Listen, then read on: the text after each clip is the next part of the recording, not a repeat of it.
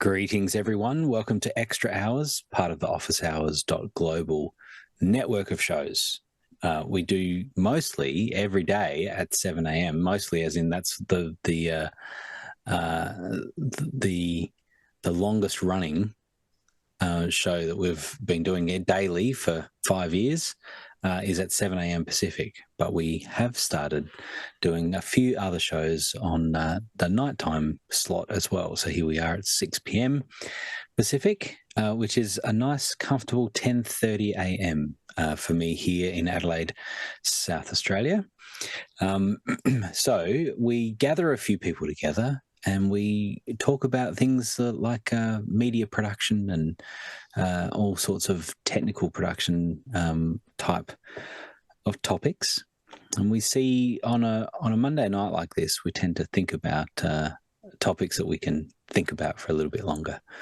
And so you are welcome to ask questions in the Makana system. If you're not in that yet, then officehours.global/join is how you can get connected to that.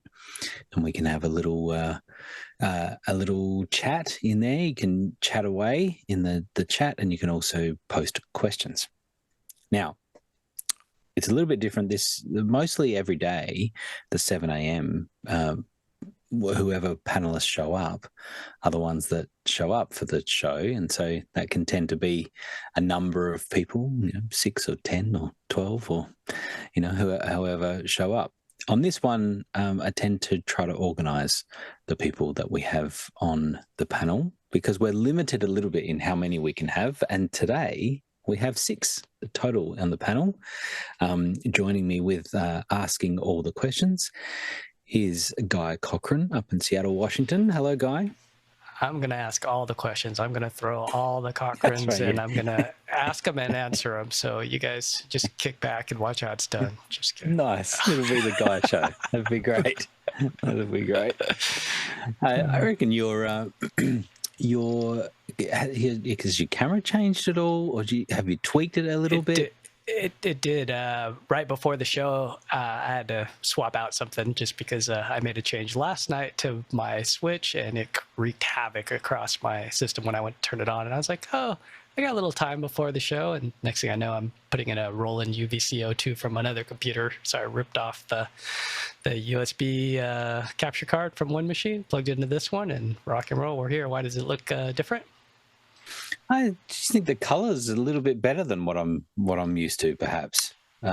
Could be, yeah, because this is uncompressed. So the beauty of this card, and I had tested this thing versus a lot of the other ones out on the market, and this one was purely accurate. And it has this mode where you can say, I want MJPEG, which is what the Blackmagics will do for performance mode, or it has this quality YUY2 mode, which is less compressed. So it's not just USB, UVC input where it's crunched down. So I hope it looks a little richer. That'd be cool. Then maybe I'll stick with this. Well, I'm noticing the reds a little bit more. Like it's not blowing out, but just the red just seems a little more present. Is what I notice. So good deal. There you go. Let's keep it. All right, we'll keep going around the globe. Much closer to me, down the hill from where I am in Mount Barker, is Carl Asmussen in Adelaide. Hello, Carl. Good morning. Welcome to the future. Morning. AI has taken over everything here, so just forewarning. That's right. It all goes bad in the next 15 hours or whatever it is. 10 hours or something. Very good. We've got a question about that. I can see Craig put a good question in there. Over in Texas, we've got Jeff Keithley. Hello, Jeff. Hey, how are you guys? Good to be here. Been a while. Doing well. Yeah. You look a little subdued there. You've got the light just a little lower in the evening. Just don't want to have it too bright in your eyes. It's a little evening, and actually, yeah. I was thinking about maybe cooling it down a little bit, but I actually have one of these tubes. I don't remember Nan lights. That's right, and because I had some panels, and the panels are just I just didn't like them, so I changed out to these. But I hadn't quite found where I want them to be just yet. And they have the app, of course, you can change it, but I'm just got the knobs within reach, so I've been kind of playing. A little cold now. You look a little cold, Hold bit on. dark. I can fix that. I can there we fix go. that. Yeah, There we go. See? That It's looks like I good. got a tan now. That's I have to right. spend a little bit more time outside though. In the sun. Yeah, yeah, good. we've got sun here, which is nice. Well, lovely to have you here tonight. We'll see what questions we can throw at you. Continuing around, Paul Walhus. Hello, sir. Haven't had you for a little while. It's nice to have you back. Yeah, it's been a while. Yeah. We always tease a very gentle tease of Paul about all the microphones that he has, but you've settled on this microphone for a while now, I think. Is that right? Yeah, this is good. It's good. I mean, it's got nice lighting and it's doing the job. I'll stick with it. You know. That's always what we're looking for in a good microphone is the lighting. We want to make sure that it's got a good light on it. This green glow. Oh, very good. And to finally on the panel tonight, we have Jeffrey Powers. Speaking of microphones and tech and all sorts of geekery that you review, it's good to have you here, Jeff. How are you? I yield my answer to the panelist from Seattle. I'll take it from here. Tune in to Geek Zine every Sunday with Fordzilla. Anyway, yeah, I'm doing fine. It's very sunny here. We just got our first week of really warm weather in the Midwest, and it hit 80 on Mother's Day. Happy belated Mother's Day, by the way. And and it, of course, we are over the weekend. All of the summer things happen, like I'm in Madison, Wisconsin, so we have 2 beautiful lakes, and the boat houses opened up over the weekend, and so you could do some kayaking and paddle boarding and stuff like that. We didn't get out there, unfortunately, but it's going to be on the schedule this week for sure. Wow. Well, I mean, we've got the inverse weather a little bit. It's not quite inverse because it's we've got still autumn. Yeah, we've got autumn, and it's nice, cool, very cool mornings. Maximum, it's cool mornings. Like we're in single digits now, and it's like maximum 23 today. So yeah, a little bit cooler for nice. Grant up the hill. That's right. It is cooler in the night, in the mornings. But yeah, I heard an interesting little conversation, a video that I saw was talking about small talk, and it's one of the things that I always like a deep conversation. I try to, get in and have a good deep conversation with people early on. But it was talking about the importance of small talk. So I've often heard people talk about how, small talk's a waste of time. But actually, small talk is a way of connecting with people. And things like talking about the weather. It's not divisive. You don't have lots of different opinions. It's like the weather is, it's something that you can agree on, that it's nice or it's bad or, whatever it is. And so I'm glad that we got some weather discussion in to get us rolling, getting the ball rolling with our small talk. But let's get into a decent conversation. What have we got there, Guy? What's our first question? Got one coming in from Tony Mobley asking, I want to create a TikTok radio show, 4 Max connected to my A10 Mini Pro, high LPR 40 mic, Zoom H6 audio, hijack, and loopback. Will this work to get started? What do I need to get better later on? Paul, what do you think? Lights, microphones with lights. Oh, you're asking me? I know the answer. No, I'm going to defer to the media pros here. Okay. You raised your hand for this question, so I thought you had a particular answer. Didn't know I raised my hand. It was totally inadvertent. You're just randomly pressing buttons. You're fine. Carl, what do you think? So with TikTok, content is king because you've got to keep people's attention. So you've got the gear, Tony, so that's not a problem. You know how to use it. What I would be thinking about is for each radio show, have a theme at least. Think about what you want to say. Have a maybe shorter is better than longer. I don't know if TikTok lends itself to long form, kind of like Joe Rogan kind of style. You can do it, but especially with TikTok, it's got to be content. So think about the content more than technology. Really, if you're just doing a radio show and it's just, if you've got video going, then you just need a static camera on you and whoever, bringing in, let's say. But think about what you want to talk about. Have a bit of a structure to the show you want to think about rather than just a free-form conversation, because a free-form conversation won't hold people's attention sometimes unless they're invested in you, the people.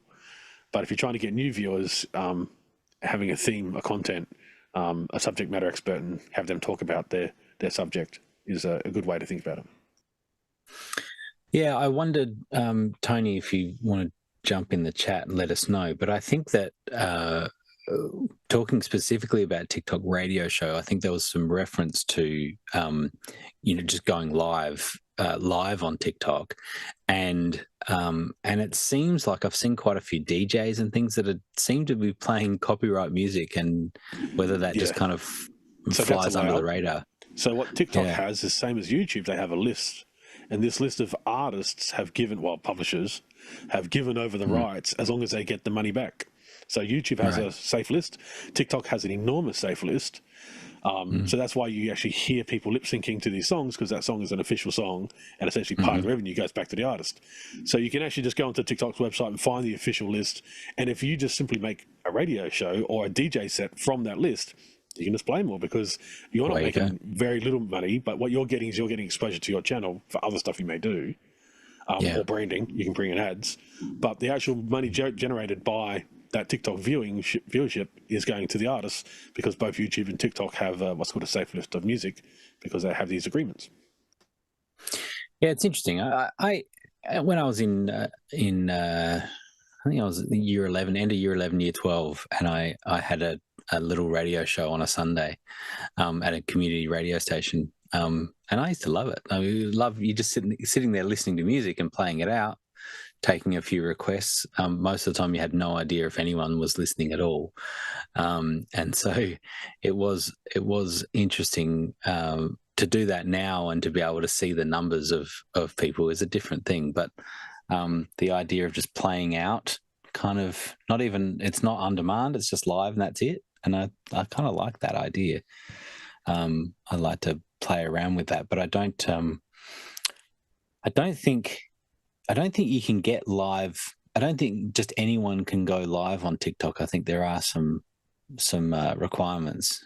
You're nodding your head, Jeffrey. Is that there's like a minimum or something, right? You have to have so many subscribers and such and such. Yeah. Then you can't just start up a channel and go live. I'm not sure what the rules are now, but because they have changed. But there was a point where I didn't even have that, because I didn't have enough followers on my TikTok. So I think they've relaxed a lot of those rules from there. The bigger problem, well, actually, first, before I get into that, a couple of years ago, speaking of radio stations, Amazon tried their hand at a radio station, and I can't remember the name of the app. And but basically, you could actually play music, and then you'd interrupt, and you could have a talk show if you wanted on it or whatever. But then they closed it down. In 2023, they closed it down. But I did a few different radio shows off of that. That was a lot of fun. Getting back into the subject here, the biggest thing that you're going to have to compete with is the swipe. And because anything more than 30 seconds and people are just swiping away. So your content, it just has to be just super solid and everything like that. As everybody said, you have the equipment, Tony. You have the ability to do it. Bringing it in, making it professional is something that you can strive for, definitely. But keep in mind that, a lot of the times when I'm on TikTok, if I see something live, I'm just boop like that. And I'm moving on to the next thing. Because a lot of times it's just a bunch of people doing stuff that you would see on those shows like Jack with a $$ sign, that just it doesn't entertain me. I don't want to see people crashing skateboarding or anything like that. And you definitely have to have something that's just going to keep their attention, because they can swipe so easily. And that's the same thing with all of these verticals. Yeah, I just had a look. So you have to have 1,000 followers to be able to go live. So that's not easy. That's similar to how YouTube was. I think YouTube was very similar back in the day. 1,000 or 10,000 you needed before you could go live. Yeah, that's right. I think there might be something with, because I don't have 1,000, but I can go live. So there must be some other ways that you can do that. So I don't know. Yeah, there might be. Yeah, I remember that with YouTube when it came out, and I managed to get through on a non-profit.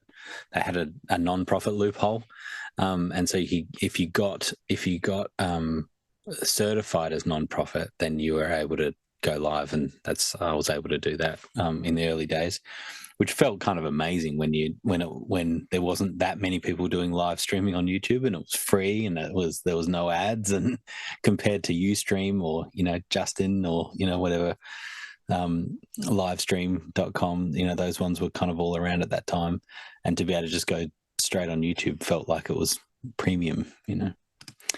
Very good. Next question. Next one's coming in from Paul Wallace in Austin, Texas, asking Jeff, what are some tips and tricks for camera positioning, lighting, and sound when using an LED wall? There's two Jeffs. That was one F Jeff, but you've probably both got some ideas on that. I don't mind starting off. The biggest challenge you're going to have, without a doubt, is depth of field and how far away your camera and your talent, more so how far the talent is from the screen. So one of the studios we've worked with, 20 foot by 22, I think, is the average studio size that they have it there. And they have two that are roughly the same size. The wall is 20 foot wide, and then the talent usually lands at about 12 feet in front of that, and that's not uncomfortable. That they're watching monitors across the front, so they have to be able to see those also. That's their confidence monitors. They're interacting with people in Zoom, and that is where the sweet spot seems to be about 12 feet. 8 foot would be about the closest, but the biggest thing is it's really going to depend on your pitch. So if you have a 1.8 like they do, 1.8 millimeter, that's the space between the pixels, that's where they're at. But if you you may have already had bought like a 0.9 or something like that, and that's a different question and a different answer, because you could get some really nice stuff there. Yeah, but that's the depth wise. That's the biggest thing on the camera. You just have to play with it, because you'll find a focal length that works to give you a little bit of fall off. It also is going to depend on your camera too. The Sony FR7s have a great fall off on those just inherently. They definitely look better than some of the other offerings out there in the PTZ world. If you're using fixed cameras or cameras that are a full frame that has a nice fall off in the lens, it's going to apply the same. It just depends on how much fall off you want. I like to see the background a little bit, especially if you got an LED wall. What's the point of making it all blurry if you got a nice LED wall, right? I kind of laugh at some of the backgrounds that I've seen. I'm like, you can't read anything on it. It's just blah back there. Why did you pay $500,000 for the LED wall then? And then as far as audio, be wary of that. You really need to treat the ceiling in the room well. Spray insulation to help knock down sound waves and such, and try to leave it open. Don't do like a suspended ceiling that's closed, because the audio, the waves are going to bounce off the LED wall and back and forth, both front and back. So even monitors like the big one that we work with in Vegas, that's a 50-foot long or 50 foot across, 55 feet actually across, and in full circle. If you're standing in the middle, you can hear the sound just bouncing all the way around, and it's wide open to the ceiling. Is 30-foot ceilings. So in a small studio situation, sound is going to be challenging. Carpet on the floor is probably preferred over doing not like a shag, but at least a little something with a little nip on it. Not hard. Hard floors are even worse for bouncing too. So that's kind of my biggest solutions. Lighting wise was lighting's lighting. So you're gonna have to fight it. And softer the better. Because you are going to have some spill, but you want to have spill control. So you're going to have some spill under the LEDs, and you can get by with turning your LEDs down a little bit. And here's the one thing that you didn't have in your list there that's a challenge: air conditioning. Anywhere you have a studio with a big LED wall, you can factor about needing at least another 20% in BTU than you had expected to in the same space. That was definitely something that was in South Carolina. That was a major thing that we had to put in extra ACs in there, and they never kept up whenever it was in full blast. And that's LED lights too. I mean, it's like they don't put any heat. I can't feel it, but you add in a whole wall full of LED, you just raise your temperature in the room another 10 degrees. Yeah, there's just the power supplies alone, right? Generate heat. Yeah. But so, yeah, I mean, just being on, you can feel it when you get up closer to the LED wall. You feel the heat coming off. Multiply that by however big the wall is. Totally. Yep. Good ones. Good suggestions. Next question, Guy. Actually, I had raised my hand on that one, if you don't mind if I add my 2 cents. Yeah, I was just going to say, if you're in Austin, Paul, there's Chris Williamson did a podcast. I know Jeff Keithley caught that one as well, where he rented, I believe it's Stray Vista Studios. So why own that if you're not going to be using it all the time, unless you're going to rent it out yourself? Because that's the thing, that you're talking a $1 million studio. Do you really want to just go in there once a day and shoot something, or how often are you going to use this thing to be able to justify all that cooling and all that replacement? Because these things depreciate really fast. So the thing is, unless are you going to rent it out to where you can take it physically out there? Because the ones that are higher dot pitch, you can't move them. Once you set them up, they're there. They're not meant to be moved around. They're really fragile. So a couple things to think about. Yeah, Guy, I've got a 98-inch LG. That's a different world than a wall. A 98-inch consumer TV versus a wall. I'm a poor man. I don't have 15 grand. I've got a 98-inch LG monitor. We'll get 3 more and then get a little video wall. Scratch a whole lot of everything I said. That's just everything I was talking about was LED walls. That's not an LED wall. Short of just, that's like a whole nother world of challenges then at that point. I'm sorry, Paul. I thought you meant an LED wall, not an LED panel. Yeah, glass on the front of it. I mean, and you got to factor in angles. You got to factor in, sound actually does make a difference. And I guess, a little bit on the AC side, because even 100-inch is going to warm up a little bit. But yeah, definitely different. Yeah, I've got a 65 inch on the back wall there, and whenever I turn that on, I can feel the heat warm up in the room pretty quickly. And so, yeah, heat is a thing. Cool. Next question. All right. Tony Mobley's asking, I'm very curious to what Jeffrey, Grant, and panel members think of AI music. Carl? So AI music will soon take over pretty much nearly all music as far as music that's required. So if you require music, not just creating a song just for the sake of creating a song, that'll still go to humans. But if you require a jingle in a commercial, if you require music in a movie, you require music in Days of Our Lives, if it's still running, I think it's still running. So just think about how much music has to be created. And for those production teams, especially the executive producers who want to save money, because AI creating the music is very simple, because we simply just point it to a style. It has access to the entire world's library. Now, people don't care about copyright, and copyright, there will be a battle in copyright, and that's going to come down in certain countries. Japan has put their foot down and says there is no copyright on any music created by AI, regardless of how it got its inspiration. And they're doing that for a very good reason, because they know this is the future, and because they want to free up musicians to stop them making the drudgery of the music that goes into these kind of productions, and get them free up to make their own music and produce original songs.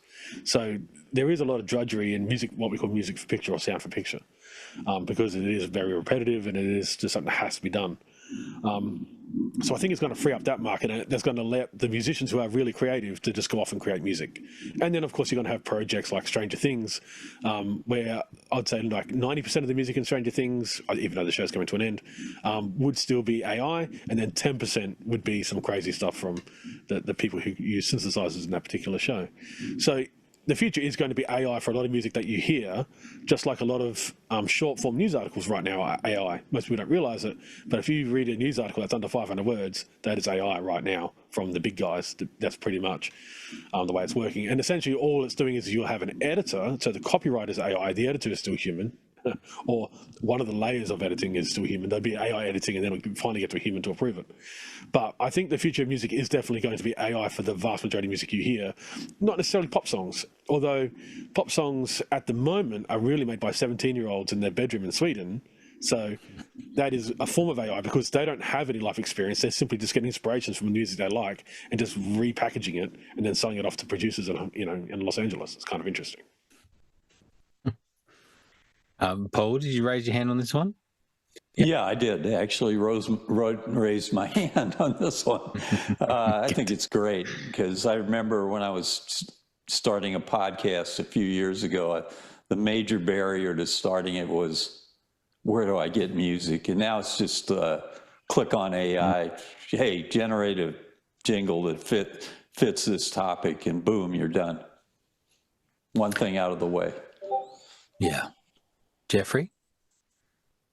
So yeah, I'm embracing AI music, and I've went through a few of the different programs. I heavily favor Suno.ai, mostly because of the fact with the other, there was another one that I was using, and the problem was I was asking it to call up music and create music, and it would start creating copyright music and kind of befuddling it a little bit. But it was, you could hear that it was the song that is a copyrighted song, and I know if I was to publish that would definitely knock down my channel. So I trust Suno the most out of all of them. And so I've created over 2,000 songs on Suno, and there's two ways I do that. First of all is for my show. I have an Epidemic sound license, and I have Suno.ai. So if I don't find something on Epidemic sound, I can actually create something on Suno through an instrumental. The other way is through, just making music and bringing in lyrics that I've had sitting around and seeing what Suno comes up with. And the best part about that is I could create chord structures and everything like that. That's not a problem. But sometimes another view can come in, and you could take that song and go, oh yeah, I never thought of doing it as a metal polka or a Swedish waltz or anything like that. And then all of a sudden you've got this song. You can actually take that song and turn around and make it yourself. Like if I was a guitar instrumental and vocals, then I can copy that pattern, and then all of a sudden I'm playing this song that AI kind of helped me with. Now, going to what Carl was talking about with copyright, there is a back and forth on that. Like for right now, for example, on Thursdays, the rundown with David Paskin, he does this show, and at the beginning he has a song that Suno.ai had created, but it's not technically registered. Office Hours is not technically registered with his channel, so therefore we get a warning that the song is not. It's not a copyright strike. It's just basically a warning. It's something that you can, in this case where we're not monetizing the videos, it's not a big deal. But when you get into what it would be copyrighted, if you have the AI create the whole song, then it is the product of AI. And so this is my loophole, and that is I write all the lyrics to any song that I create. Those lyrics are mine. I bring them into Suno. It creates music around that. That's theirs. That's a collaboration. But the lyrics are mine, and I have to make sure that I can prove that, of course, before I contest it, if it becomes a contestable issue. But keep that in mind, that a lot of AI, they're still trying to figure out where that's all going to fit in the grand scheme of things for copyright, especially if it took learning models from other songs and starts to use that. So those are the ways that I use AI. And I think that these are very easy ways for you to actually create songs and then turn them into something that are hits. Like I said, you create the lyrics and then you get ideas from AI, and then you create a song that you end up playing, not using what AI gave you, but what you create. And then I think we're going to get some really good hit songs that way. And of course, simple, the Thousand Monkeys writing Shakespeare idea. One of them is going to hit and just become like a mega $1 million song. One FJ. I'll keep it pretty simple. No, don't do it. There's enough. There's enough for AI to do. The last thing we need to do is give them full reign on our audio and music and things like that. I mean, there's enough bad music out there already too. So there's plenty to choose from that's bad. So we don't need something else creating more bad music. But my thought of it is if we just, in the overall scope of AI, if we stop doing everything, then nobody's going to learn and do something new. So if we just give it all to the computers to do everything, then what's the human element going to continue to, we're just going to be a bunch of Wallies. I just see it, and I hate to see that. But we've already got that, because we've got programs that we put into our computer to help us auto tune and help us compress and help us EQ music. Yeah, we sang the song, but the AI is taking care of finalizing it and mastering it, so you can people can actually understand it and hear it. Yeah, it could be a bad song, but it's still part of that whole AI infrastructure. It's just not creating the song. So I think that we're going to see something in the next 5 years easily that's going to be an AI masterpiece. Not sure. I think that what's happened now is that it's never been easier to create noise, a lot of noise, text noise, music noise, visual noise, like the all sorts of graphics and stuff. It's just so simple to create now that there is a lot of noise out there. And so what is, I think, grabbing people's attention is when it's really masterfully controlled. And so, yes, it's easy now to use Suno and to create a theme song for any event that you want to do. And it can work well if it's done with some class, if it's done classy and where you've really thought about it and you curating it, it can be really supportive. But it has to meet the message. And I think that's the challenge for us now is actually creating content that has a real purpose, and is working. I think I shared recently where I was doing like a little pep talk before the a cappella band went on stage, and so I was just kind of talking about the opportunity that we had to perform live music, and that it's really special. And I had ChatGPT sort of work through a few some history elements that I wanted in there, and there was a couple of things, and it ended up being sort of a 3-paragraph little speech, basically. And I was really happy with it.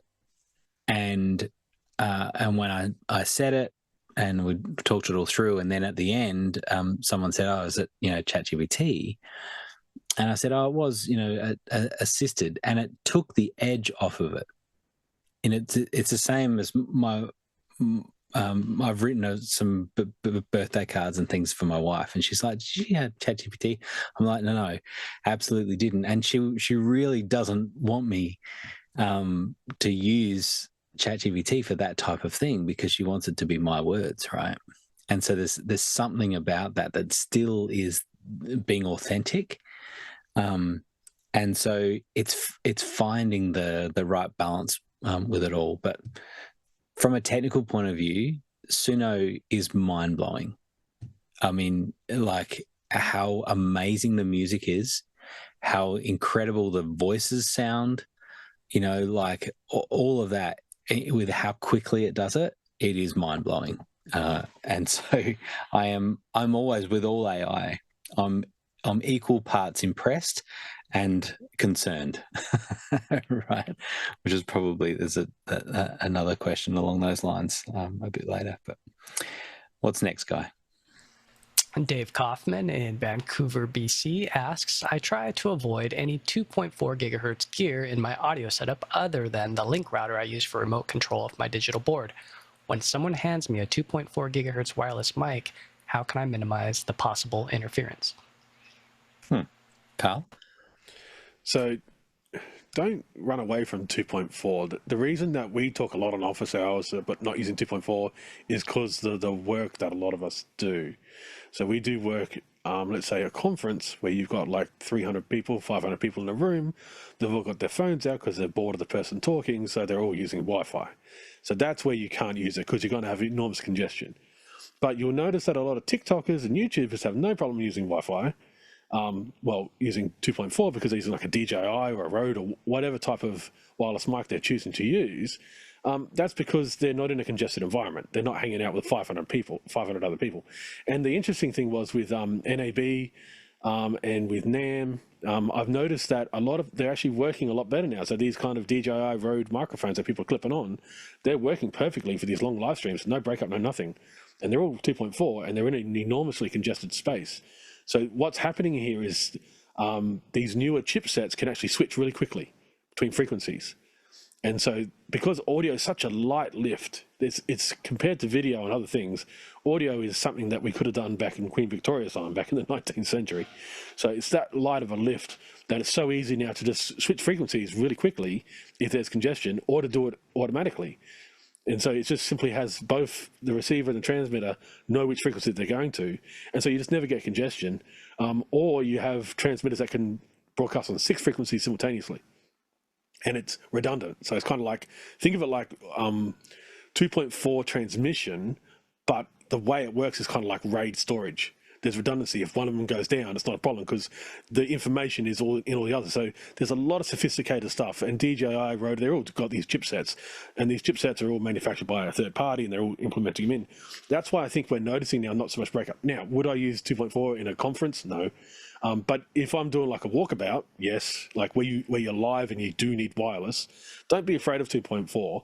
Plus, if you control the radio frequencies in your location, all of them, so you can turn off Wi-Fi routers around you. If you control all of the frequencies in a location, and you can use like a Wi-Fi man wizard from Ubiquiti to take a look what's going on, like what frequencies are really getting blasted around you, you can switch. If you can control everything, then there's no problem using 2.4 as long as you're within range, so kind of 100 feet technically, but probably half that, 50 feet, or, from person to camera if it's a live stream, which is maybe only 5, 10, 15 feet.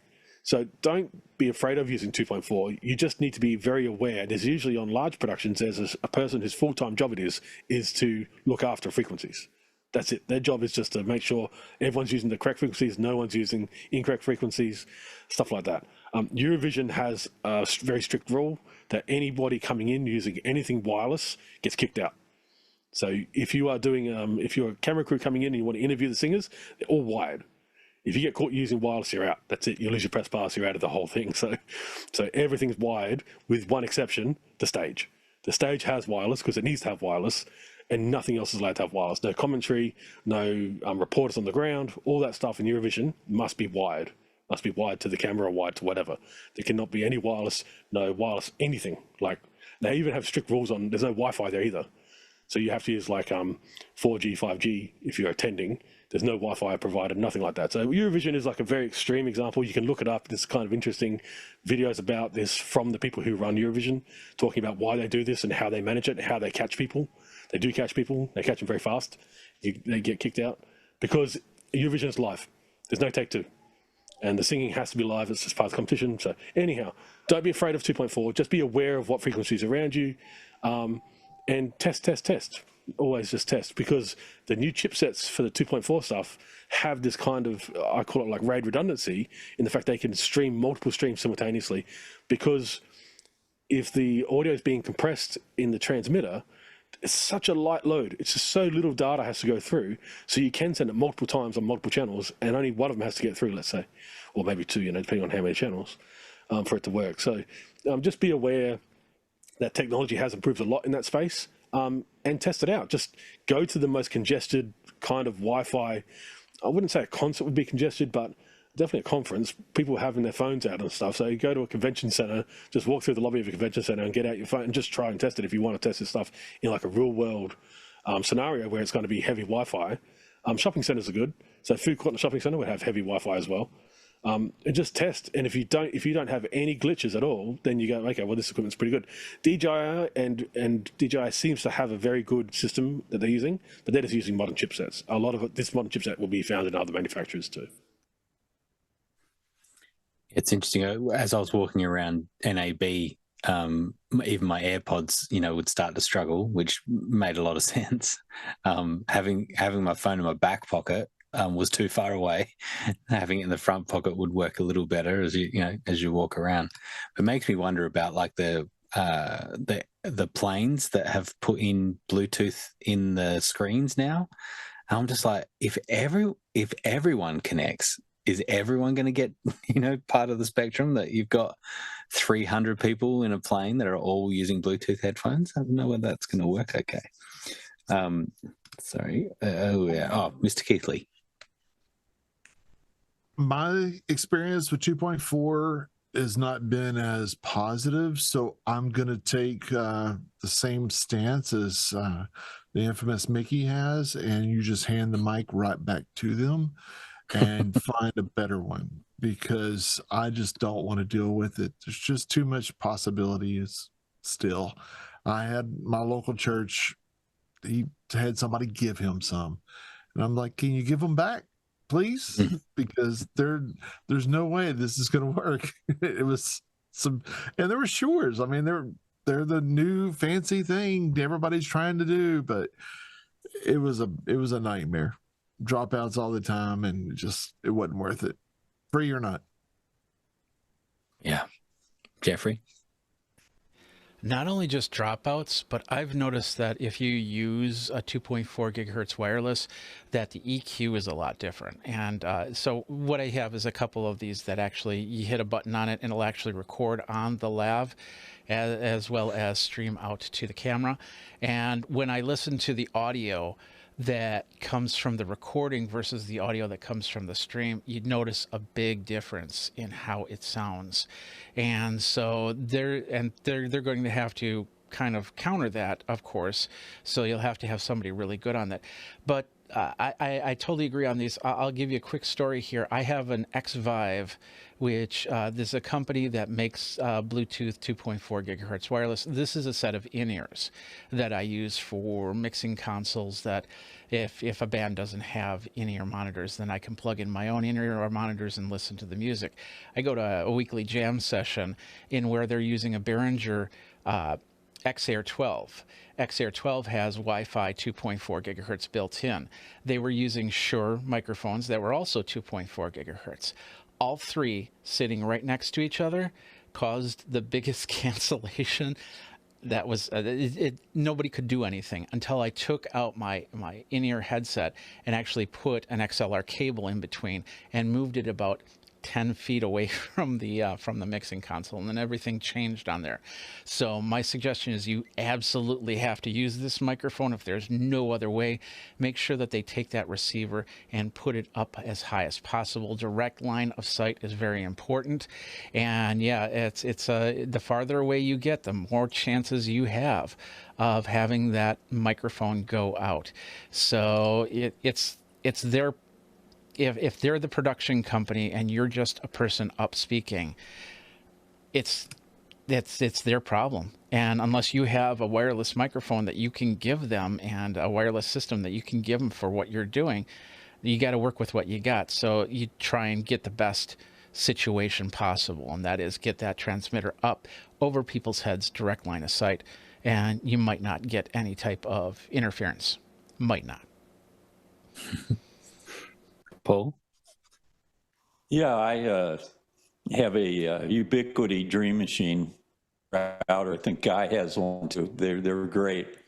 And what you can do is you can really take a good look at your network. You can see what devices are doing what, and you can clean it up. So you want to clean it up. And one of the biggest issues is that some devices will generate their own Wi-Fi hotspot or network, and you don't even know they're doing it. So you want to look for that as a main thing, and just clean it up, get everything turned off you can, other than what you're using for your show or your feed or whatever.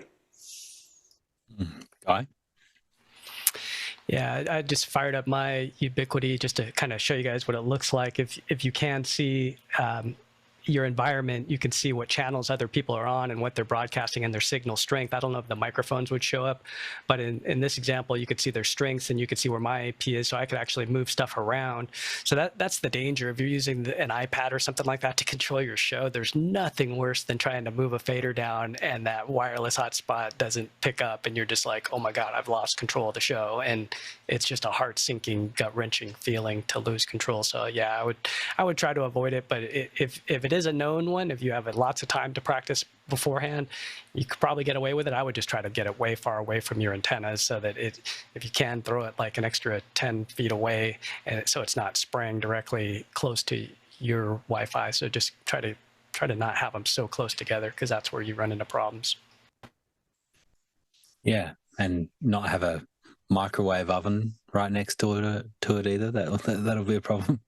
But do you know one thing? I use an iPad for controlling. I mentioned before about the acapella band, and so I tour around a couple of times a year, and we do a big tour, and I go into lots of different venues, and I use an iPad to mix that.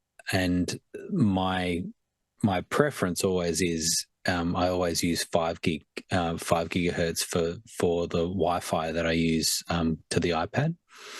And so the distance technically is not as far as 2.4, but my working theory is that there is less, tends to be less interference at that frequency, or less devices that are naturally connecting to that. And so I set the Wi-Fi specifically to 5 gigahertz, and not have. Sometimes you can set both SSID. You can have an SSID that's the same for both 2.4 and 5, and the devices will negotiate. I'd rather set it just at 5, and then I just run my iPad off that, and I have great success with that. And even when I have 1,000 people in an auditorium, and I'm sitting in the middle of them, and they've all got their phones, and all sorts of interference, my iPad's rock solid. And so that's my preference. And so I'm always thinking, what's the optimal frequencies for wireless devices? When it comes to microphones, it's UHF, right? Like it's that's what's used. Yeah, UHF right? will give you the Overall range. It'll go through walls. Yeah. But you get the same problem, because everyone goes to UHF. So again, if you're in a convention space, that's a mixed convention space. That means you're not the only show in town, and everyone's using 5 megahertz. Then you've got another problem, which is you could have microphones from other systems that are just behind another wall, because 5 megahertz will go through the wall. So it's definitely better than 2.4 for those kind of spaces, of course. But once you get into you can get heavy congestion of many microphones. And this is a very good example, would be at NAB or CES, where you have someone spruiking something and they have a wireless transmitter, and they go, I'm not using 2.4 here because this is CES. I'm going to use 5. The the unlicensed one, which is usually 400 and 500 megahertz, 600 megahertz, depending on the region. And so they're all using it. And so within the range of 500 megahertz, which may be 100 meters easy, you may have 30 people and there ain't 30 channels. So again, you're going to have the same problem in certain situations. So it's more about you, the person needs to have very clear knowledge of what radio frequencies are flying past you right then and there. Buy a scanner. They cost $300 to $500, and you can't really get the data down because the data will be encrypted or just be digital, but it will tell you where the peaks and troughs are in all the frequencies. These scanners are expensive. They're not very cheap. Like, they're not like $50. They're usually $300 to $500. You can get desktop versions, handheld versions. Handheld versions tend to be a little bit more expensive, actually. But they'll show you the peaks and troughs, so you can tell you exactly which frequency you should set your microphone. But the problem with like Sennheiser and Sony, they come in bands, so you can't go in and change. You can change the channels within them, so you got a narrow range. But then you can get some other microphones that have much wider range, like the whole 100 megahertz range, so from 500 to 600, which a lot of them do. Some of them do maybe 50 megahertz in that range. But you need to really, if this is going to be your job, or if this is going to be something that has to be critical, you need to either have a scanner to scan those frequencies. Look up on Google the scanners that you can get. They're cheaper from China, but it doesn't really matter which ones, as long as they just work. But just be aware of all the frequencies around you. Never assume anything with frequencies, because you could go into a house of worship and you go, oh, it's just a house of worship, and like, we're on a Thursday, we're just doing an event on a Thursday, house of worship, there's hardly any people. What you don't realize is there's an after school program that'll have like 20 Macs upstairs, and these 20 Macs are all chatting on Wi-Fi because they've got this after, and you just don't realize that because you don't see it. You think there's no one here, there's no one Wi-Fi, but behind one wall there's 20 kids on these Macs doing an after-school program, and they're just chucking out Wi-Fi like it's crazy, and you wouldn't notice that. So having a scanner, having the, what is it called, the Wi-Fi Man wizard from Ubiquiti that does the Wi-Fi spectrums, it'll actually tell you like what we showed on with Guy, but also it will just show you the frequency range, so the 2.4 frequency range, and see how congested it is as well, regardless of information, SSID information. So understanding what radio frequencies are going past you right at that very point. And then also you need to know the difference between rehearsals and showtime. So this is a very big one, because showtime, you're going to have people in the room and they're going to have their phones out, and they're going to be they may be live streaming what you're doing. So, and they're live streaming to your Wi-Fi, or they're live streaming to 4G, 5G, and they're just throwing around a whole bunch of radio signals.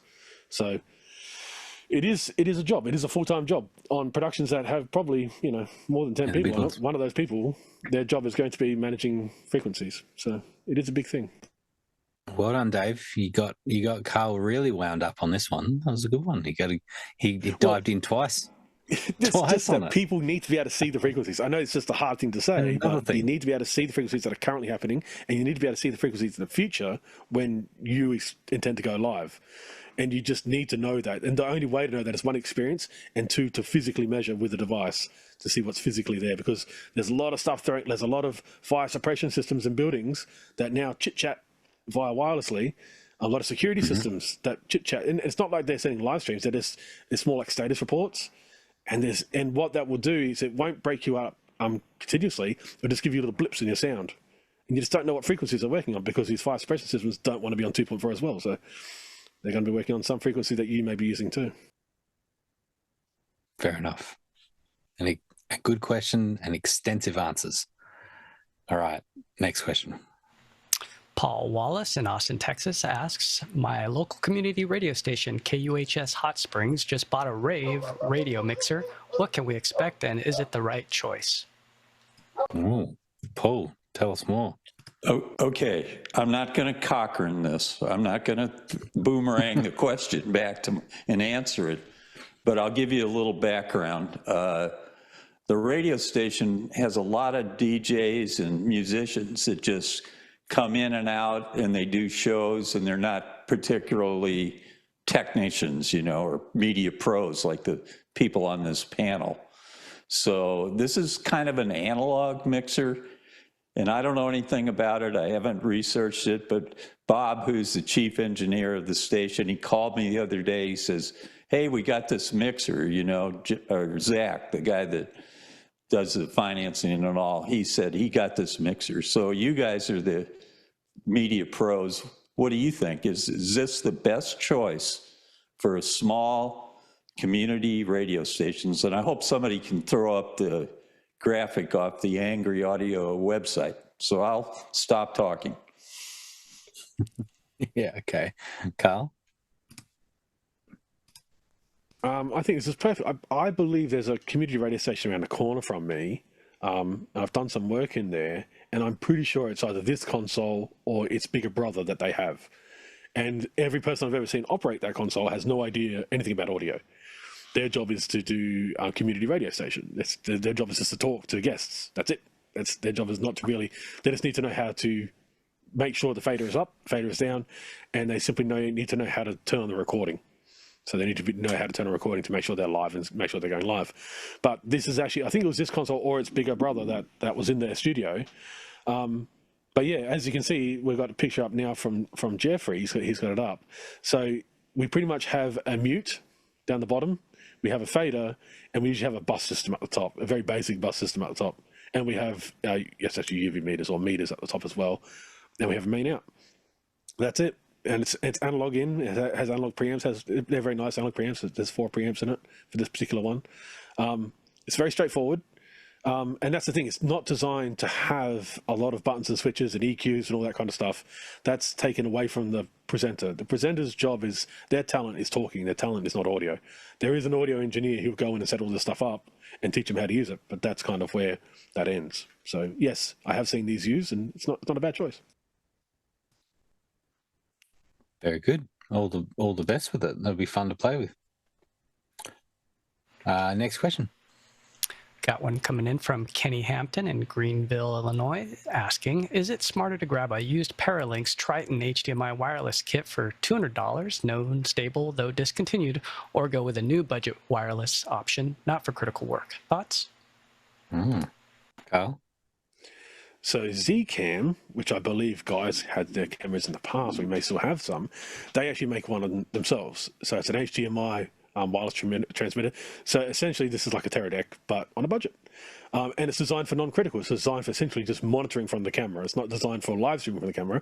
It's just designed for an extra set of eyeballs to see the camera, like a producer or Video Village. To see, and it will work with anything. It says HDMI, so it's called IP-MAN, one word. So Zcam, I think they're like $130 US each, and they're pretty crazy what they can do. So they can do point to point, so they can go from one to one. So each unit can either be a transmitter, receiver, or a broadcaster. Now the broadcaster is interesting. It can broadcast into a phone, so you can actually view it on a phone. So rather than just viewing it via a receiver, you can actually transmit to a phone and view it on a phone. So this is kind of like non-critical. People on set, everyone wants to see what the camera sees. Your receiver, you'd probably have a Video Village, but if anyone else wants to take a look at the signal while it's flying through the air, you can just do that. And you can actually daisy chain them, and they're pretty cool. So for like $130 US, read the manual carefully, read it twice, because it is extremely flexible what you can do with this thing. Over short distances, it's designed to just be on a set. So you can get a wireless signal out of a camera as you're running around. Designed for Zcam, but it's any HDMI input, of course, can do it. So the interesting thing about this is you can actually wirelessly use an Apple TV wirelessly, so do a double stack wireless. So you can use AirPlay into an Apple TV and then use the output of the Apple TV into this and send that output wirelessly again. The reason why you'd want to do that is because this may give you better range, because the Apple TV can be in a location like quite high up, and the receiver can be quite high up, so you can get line of sight a lot further than you can get from a phone to an Apple TV, for instance. So this can extend your wireless range, and all you need is an Apple TV in the middle as an island, as a wireless kind of repeater. So there's heaps and heaps of things you can use this for. Read the manual, because there's multiple modes. It's not just point to point. You can do point to multiple point, point to phone, point to stream. So, and for $130, I think 2 of these, or 3 of these, or I think the maximum receivers is maybe 4. So maybe 5 total is the maximum you can use on like any one system. But yeah, they're pretty powerful. Jeffrey? So every other Monday, this is not one of those Mondays, of course, I'm over at a community arts place because they have music industry night. And what's really cool about it is they have a television studio Blackmagic Television Studio, and just a bunch of cameras, Panasonic cameras, a Panasonic PTZ, and a couple others. And then I bring a couple more PTZ cameras and I test different things so I can review them and talk about them. And what was interesting was we have two big cameras sitting on the corners, and whoops. And I hit the microphone, and I switched it out with one of the PTZs. I took the BNC for the SDI cable and plugged it into the PTZ camera and couldn't get a signal. I couldn't figure out why. And he goes, "Oh, it's because we're running wireless HDMI on there." And I looked over at the camera, and there was one of those boxes that would. An Amazon $125 Amazon box, and then in the middle of the desk was the receivers, and they, in that small enclosure, they did a really decent job. Maybe one cutout every other session, so every couple weeks or something like that, if something really gets interrupted in the signal. And the reason why they do this is because they move the cameras around a lot, and it's harder to move SDI cables. And it does have a pretty solid connection, even though it is going to be a slightly compressed signal going back and forth, as opposed to an SDI cable, which will give you as clean of a signal as possible. So it's very possible, and I've been actually looking at this for what I'm doing in a lot of my video stuff, but I always try to do it on the adverse, going from the switcher to a monitor, because if that cuts out, it's not affecting my production as much as if I do a camera to it. And I don't even use the wireless cameras like the Bird Dog. I have one right here from Zowie Tech that can do wireless as well, and I don't want to do wireless. The ObsBot Tail 2 can also do wireless, but I've been in a park where there's no signal around, and the camera's like 5 feet away, and it'll still have some interruption, especially if you start moving it and a lot of action comes through that camera. So just be aware of that when it happens. If it's not that important, then give it a try, and go from there. You can also go to the Amazon ones, and $125. If they don't work for you, you can usually send those back. Jeff? I would get it from somewhere you can return it. If that was the case, my video goes by cable or fiber, if that counts as a cable, I guess, too. I've been getting back involved in some racing coverage, and we're having to use wireless for some of that. It's such a fight. I'm so tired of it. I'm like, can we just run a cable half the time? Because I know it's going to take us a day to run 5,000 feet. Car. But can you just tow this cable in the car? Well, they're not necessarily the in-car cameras. I mean, those are a niche thing that's just one of those things. We have to come off of live views or some kind of cellular bonding for that currently. Though we are looking at some different higher, actually lower, high power but lower frequency stuff to try to cut through some of the noise in the area. But the distance is like the one we're doing this weekend. So a 4-mile track. It's one of the longest ones. It's road courses, so lots of trees, hills. It's just a nightmare. And I'm so tired of always being, oh, hey, is the DJI working? No. Okay, go to the live view. Why don't we just stick with the live view? Well, we want to use the DJI. Like, doesn't work. So why don't we just go with the live view? So I'm not that familiar with the Paralinx links. I mean, if it's a really good deal, give it a shot. If you don't care about it dropping out, give it a shot. But I would get it from somewhere that, make a deal with them, is like give you a 10-day trial at least, or something, 3 days at least, just to give it a really good thrashing. But I'm not a fan of wireless, not yet. Fair enough. Yeah, this stuff has come a long way in 10 years. So that thing's 10 years old. I mean, even when the Mars 300 came out a couple of years ago, I was amazed when I saw that thing punch through the concrete walls in our building. And I was like, wow, this is amazing. And then we went to football field and it was no problem. Whereas some of the old Teradek stuff that I used to sell that was $1,000 for the encoder and then $1,000 for the decoder. I mean, it was expensive stuff, and that doesn't even work really well compared to what you can buy on Amazon for a couple $100 from Maxune or Mars. And I was kind of laughing because I worked on a gig with Jeff there where we turned on a knockoff battery. So we had two different types of batteries. These are the larger Anton Bauer style batteries. So we had a genuine Anton battery that worked fine with the DJI transmission wirelessly. And then I found in his kit some other batteries that were like no-name ones, and I decided to put one of those on, and the spray out of it just messed up our transmission. So the director was telling me in comms, he's like, dude, I went way farther than where you're at last year, so we should have no problem where you're at. And then so I powered everything down, swapped back out the battery because that was the variable. So sometimes these things that when you get into them, they just wreak havoc, like you get cheap stuff and then you're waiting around with 10 other crew trying to figure out why your transmission's not working. And the same thing happened when we did the wedding event with Greg Gibson. Everything was working fine till the crowd stood up, and then it just puked out this color, the pixelated rainbow Schmear, and it was just it was a bad feeling. I mean, it's just a sinking feeling when you lose transmission like that, and you've got the best shot, and you can see it in your viewfinder, but you're hearing over comms that we've lost you. It's like, ouch, and there's nothing you could do. What are you going to do? So be aware. I think we need to bring in naming the show, and so this time I think it could be Rainbow Schmear. Rainbow Schmear. the Rainbow Schmear. Done. There you go, Jeff. Thank you. Yes, very good. So, do we have anyone else on this one? I think that was it. Yeah.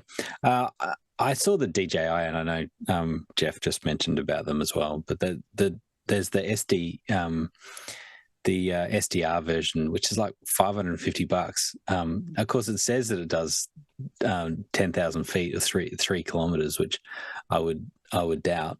But what I do know about DJI is the impressive transmission that they get from the drones. And so they do know something about transmission. But of course, it has got 30, I think it was 35, 40 milliseconds of latency as well. So it's something to consider too, is if that's a problem or not. And sometimes it's not. It's not an issue. But for $550, I'd be tempted to play around with that. But all right, next question. Got one in from Peter Belbin in Houston, Texas, asking, are there perennial events that you enjoy working? If so, is there something specific about that event that makes it particularly enjoyable or worthwhile? Paul. Peter's from Texas, so he's heard of South by Southwest. Jeffrey's been to South by Southwest. He's done reporting from there. And they've been going since a long time. And I go every year, and there's a lot of free events. I volunteered for a while, then I got a press pass, and then I just kind of went around the periphery. And then Hugh Forrest, who runs it, he kind of opened it up. He started to make some events free to the public, like the trade show. And so that's like the highlight for me, is the trade show. And just recently there was a cataclysmic change around South by, because the convention center where they have South by has shut down for the next 5 years. So they don't have a venue. And then they fired Hugh Forrest, who is the director of South by. And about 3 or 4 years ago, he was on office hours, and we did a whole show with him in the early days. And so that's my big event every year. So the whole future of it is like a big unknown now. We don't know where it's going to go. Hugh's out. There's a new director in. There's no venue. So we'll see. We'll see where it goes. And the worst thing of all is they canceled the softball game this year. That to me was the beginning of the end. No more softball, no more picnic. So, oh well.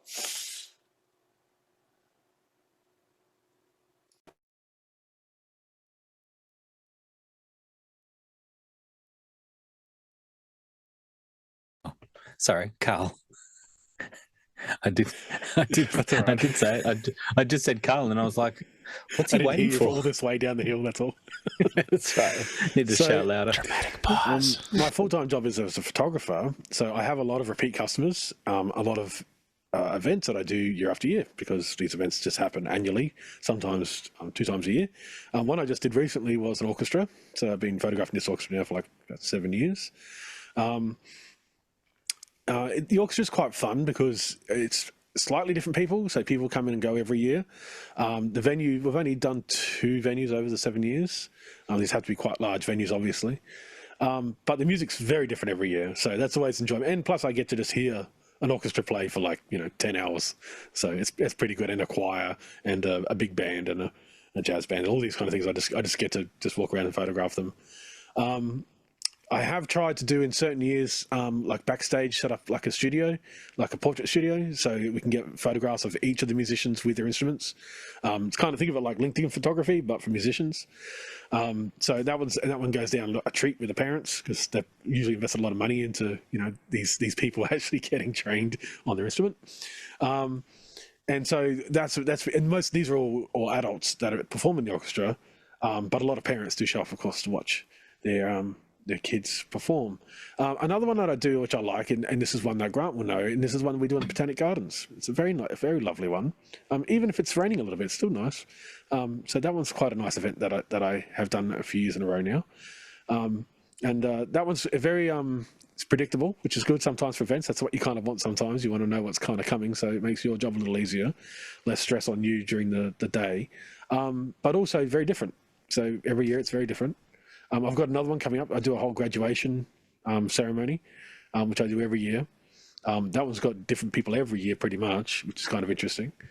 So I do multiple graduation kind of photography, which is a lot of fun because you can sit there and speak to the people who are graduating and you learn a lot. So I do a lot of these kind of people photography. So that's really my specialty. And there's just a lot of these kind of events that happen. I do humongous events like with 5,000 people, which I did also just recently, which is a pub crawl. So this is essentially just a whole bunch of young adults taking over part of the city of Adelaide and for the whole night, which they do, 25 venues over the space of about 7 hours. But these events, they're tiring. 7 hours on your feet photographing non-stop, no breaks. It does get tiring, but when the adrenaline will wear off about midnight, I get home, back up the photos, go to sleep, wake up next day, start editing for the next 4 or 5 days. It'll take me to edit all those photos. But yeah, so these kind of perennial events, they're kind of the backbone of what I do, and I get a lot of my referral work from these perennial events. So these events, a lot of other work that I just like one-offs will come from these events too. Jeff. Oh, he's done my trick of muting himself. There we go. All right, so it's even getting darker here. I guess I do need to go. Overhead's turned out. I just noticed that. So I'm looking at my teleprompter here, teleprompter view, and it's such a terrible monitor. I can't tell color or anything, and I just happen to look down at my other monitor. I was like, wow. Sorry, guys. Back in, you should have told me to turn some more lights on. The perennial event that we've had for this is, I think we just did our 10th year, is one that the guy joined us, he was talking about earlier, is in Delray Beach. It's the Delray Beach Tennis Open, and I highly recommend the timing, because it's February at the latest. It's like late January. Earliest is, or latest it's ever been, is like the second week of February. So like smack dab in the middle of winter, and you have to go to Florida. That's just terrible timing. And that was so rough. It was snowing on my Ring doorbell camera. I was like, all right, Florida's a little nice. Going for a run in the morning. It's a nice dig. And on the way back, it was snowing in Texas, of all things. So yeah, so I was like, I'll just stay here. That's okay. But yeah, but that's one of the reasons for doing live sports, is we get to travel a lot of places, experience a lot of different weather. But whenever you can keep it even like this in Florida in winter, it's not bad. You can see why there's a lot of people there. But that's kind of one of my favorite events. But we'll see you guys. Nice one. Next question, Guy. Got one in from Tony Mobley asking, with all of the Apple OS devices, which devices are safe to update? Okay, got a quick answer, Carl? So iOS, iPad OS, usually update them straight away. Mac, it's only usually third-party apps. So I have a couple of third-party apps. I'm one version behind on my Mac, but that's only because third-party apps are not currently supported. Other than that, I would update, not a problem. If you have two machines, update one machine, see how it goes. If it goes well, then update the second machine. Yep, I agree with that. I think that there's a particular you start seeing when the device won't go to the latest update. It tends to be about 5-6 years after the release, which is pretty impressive, really, that they continue to support it for 5-6 years. And so after 6-7 years, I think it might be time to retire it or put it as a wall clock and stick it to the wall, and that's it. Run an old app or something like that. Next question. We got one in from Craig Adoki in Toronto, Canada, asking, has anyone watched this video on the future of AI? A bit dystopian, but interesting. What do you think about the timeline? And he's got a YouTube link. So I left this one in. We've actually sort of ran out of time, but I left it in because I think we should come and revisit it potentially next week, and we'll actually watch the video. All of us can watch the video through. I watched some of it, but I'm interested to revisit it. So I wanted it read out, but I think we'll skip talking about it right for now, because I think it's a great topic and I want to dive into it. And so we'll make sure that the questions in the chat, so people also had the link to it. So brilliant question, Craig, and I want to visit it next week, if that's okay. So with that, we'll move on to our content recommendations. Guy, you're up first. What have you got? Yeah, over the weekend, I had tuned in to learn a little bit about BitFocus buttons because David Brady had asked a question about it, and my beta had expired, and so I went and re-downloaded it. And you don't have to buy one of the Stream Deck racks to use buttons. It works with not only the Stream Decks, it also works with Densitron panels, and you could make it's got an iPad preset, but from that iPad preset you could say custom, and you could just make it whatever size you want for a web browser. So the content pick is the actual training material that is on the BitFocus YouTube channel, and I'll put a link in the chat. But there's some surprising things that you can do. Not all of the devices that you see in Companion, there's like 500 or so devices. There's more inside, which some of it rubs me the wrong way, because it's like, hey, man, we're the ones who, as a community, built all of these, integrations, and now you guys are going to run off and go charge us and make money. So it's I paid the $9 for the month, and that's for a single user. I get 3 devices. One of the cool things, though, as far as saving time, if you're used to central control, one of the things about making like an ATEM array of, like, let's say preview and program, instead of having to make 12 buttons for each one, you can just drag and drop that whole transport layout, and boom, it's all there with one drag and drop. And the other cool thing that I learned is that there's an AWS EC2 button that you can create, and so I can start and stop my EC2 instances. So I created a key that allows it to see all of my instances, and you could make one for each data center VPC as well. And you could say, hey, turn this one on, turn this off. So now I could be in my car driving down the road, turn on an instance for somebody to fire up, give them credentials, and they're off and running. And when they're done, I just have a Discord alert that says, hey, this thing's still on, and then I can turn it off and shut it down. So really cool stuff. It's worth watching those, because for the right people, there's definitely some stuff in there that it's going to be worth it. I don't know what the enterprise pricing is going to be like, but as far as NMOS and routing and things like that, I haven't gotten into any of the 2110 yet, but that's the other exciting thing about it. But tune into these training videos. There's a bunch of them on there. Well, not a bunch, but there's about 5. It's a short watch. You could probably get them all done in half an hour. Very good. Paul?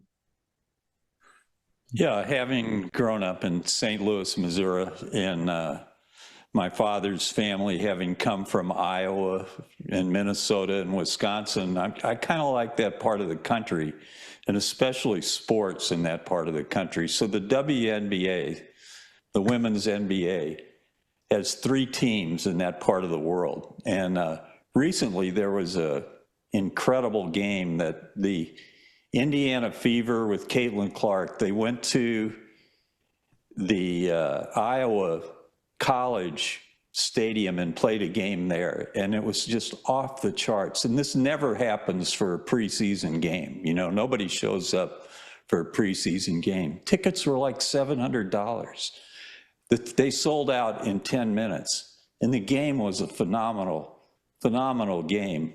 And so I've been following and these are just preseason games. They've only played like 2 or 3, and there's 8 teams. There's an expansion team called the Valkyries that's phenomenal. They have some incredible players, and the whole scenario of the college season winding up, and then they have the draft, and then they roll out all the new players, and they have like fashion shows, and they're on TikTok. It's just a phenomenon where the WNBA is starting to overtake the NBA because people are tired of just seeing dunk after dunk and the same kind of, you know, thing on the NBA. Anyway, so that's my pick, is the preseason WNBA games. I love watching them. Good one. Carl, what documentary have you got? Yep, documentary's correct. So it's going to be the Planet Earth series. It says Planet Earth 1, 2, and 3. So we're approaching the 20th anniversary. I think next year will be the 20th anniversary of Planet Earth. So for people that don't know, Planet Earth was the first documentary series, nature documentary series ever to be shot in high definition. They started shooting it in like the year 2000, 2001. And then eventually it went to air in 2006. So they were in Afghanistan shooting when the war broke out in Afghanistan. So that was during late 2001. So they were up there. It took them many years to get the things they knew they wanted to get. It's also the thing about Planet Earth as well. It's also a really good kind of reality show, because the last 10 minutes of Planet Earth is how they made that episode. So that's really interesting if you're interested in how they made it and the cameras they made it with. So, for instance, all the stuff before, it's narrated by David Attenborough, of course, who I think just turned 99, I believe. So he turns 100 next year with the 20th anniversary of Planet Earth as well. So before this, so let's say we had it's all shot on 35mm film. So all the David Attenborough ones where he's actually on camera, they were shot on 35mm, and that was true right up until this series. They did do some stuff in SD, but the SD stuff they did was around year 2000. That was with ultra low light cameras. So these are kind of special cameras I can see in the dark. They were SD, but they tried not to do that. They tried to shoot on film until this series. So the Planet is, you can find it on BBC, you can buy it on DVD, Blu-ray, wherever you find it. So wherever you can get your BBC stuff. There's a whole other spun-off series from this as well. So there's Frozen Planet, The Green Planet, there's all that kind of stuff. And essentially what they've done is taken the same filmmakers and taken other stuff they've done on their expeditions, other footage, and created new programs. They did make a movie out of the first Planet Earth series. So the movie was only opened in North America, just called Earth. So that's a feature-length recut of the series, essentially, and they've got their own narrative there as well. So if you want to watch like a movie version of it, it's just called Earth. That's a movie version of the first season. First season, I believe, is like 10 episodes, 11 episodes, so probably about 10 hours worth. They're all about the same. The first season has no humans from memory. Well, maybe I think it's a human jumping down a cave. They talk about caves. I think they show one human, but there's no humans at all. So 0 humans at all in the first series. Second series, they do show wild animals that interact with society. So wild animals that live in urban environments. So not very common some places, but here in Australia, we have kangaroos jumping down the street, literally. That does happen. And, you know, in other places, in India, they have monkeys everywhere. So so they do explore that in the second season. And in the third season, they explore the things that were hard to get. The first season, there's no drones. It's all helicopter. And second and third season, we introduce drones, so we get more creative shots. So if you're interested in like aerial photography, Planet Earth is one of the best as well. It's a really good series. Very good. Jeffrey. There were kangaroos jumping down in the United States a couple of weeks ago, too. I was trying to figure out what I was going to talk about. And then Carl, and I'm glad he didn't take what I was thinking. Carl said something, and I was like, boom, yeah, this is it. Eurovision actually starts, well, the main competitions are starting tomorrow. And you can watch them in the United States on Peacock, and they start at 3 p.m. Eastern.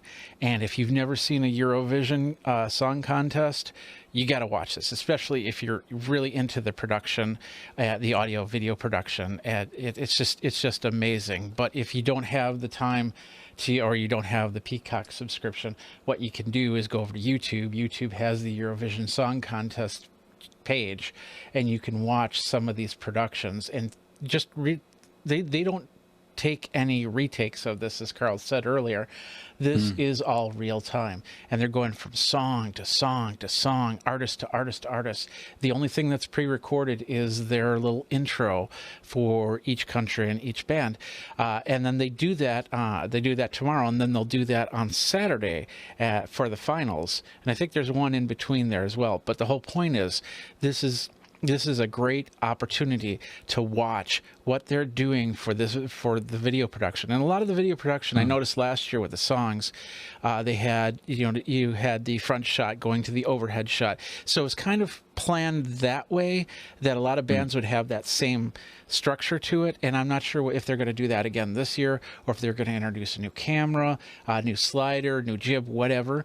And it's just amazing to watch the camera work and the audio go for this, because it's nonstop and it's crazy. And like I said, at 3 p.m. in the United States, so that would be around 8 o'clock in the UK, and I'm not sure what country it's actually coming from, but it's just a great watch. Just a great watch. That's great. Yeah, it's a good one. There's sometimes some great behind the scenes afterwards as well, sort of explaining some of the production and stuff as well. So hopefully that will come out too. My pick is a little interview with Johnny Ive by Stripe. It was at some sort of conference or something. It's really cool. I really enjoyed it. Just hearing a bit more about simple things. He was talking about, like, thinking for a long time about how people would open a cable, and the tab that they would have that made it really easy to open a cable at an Apple packaging design, and thinking about the impact that has on people, which is so true, because most companies don't think about that, or it seems they don't, because it can be really hard to get packaging, and it can be frustrating, and the whole experience is frustrating before you've even got to the product. So it's a cool listen. So that's that. I want to thank everyone today, the back-end crew, Peter, Taylor, and Robert, and then 1F Jeff was doing some double duty as well. He was on the panel with us as well. Each of the panelists. It always seems like if we have a few extra voices on the panel, it takes us a little bit longer, and so that's an interesting note. So we'll see what that means for the future. But join us again next week. We've got some homework for everyone.